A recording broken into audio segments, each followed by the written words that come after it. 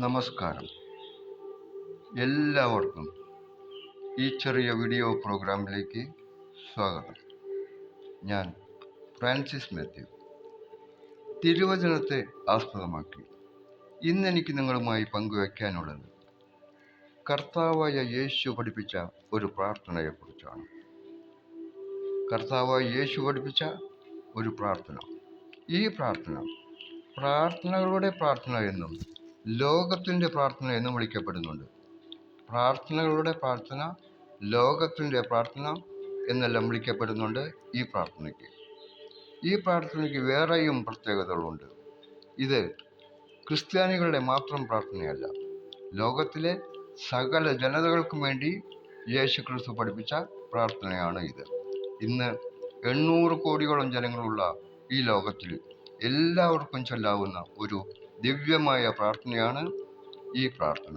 അതിങ്ങനെയാണ്: സ്വർഗസ്ഥനായ ഞങ്ങളുടെ പിതാവേ, നിന്റെ നാമം മഹത്വപ്പെടട്ടെ. നിന്റെ രാജ്യം വരണമേ.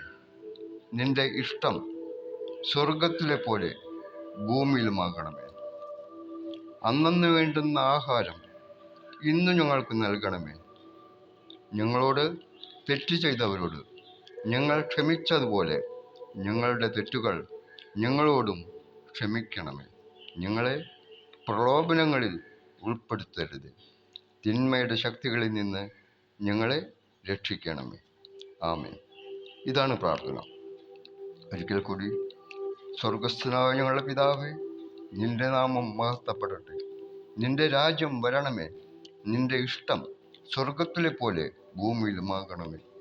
അന്നന്ന് വേണ്ടുന്ന ആഹാരം ഇന്ന് ഞങ്ങൾക്ക് നൽകണമേ. ഞങ്ങളോട് തെറ്റ് ചെയ്തവരോട് ഞങ്ങൾ ക്ഷമിച്ചതുപോലെ ഞങ്ങളുടെ തെറ്റുകൾ ഞങ്ങളോടും ക്ഷമിക്കണമേ. ഞങ്ങളെ പ്രലോഭനങ്ങളിൽ ഉൾപ്പെടുത്തരുത്.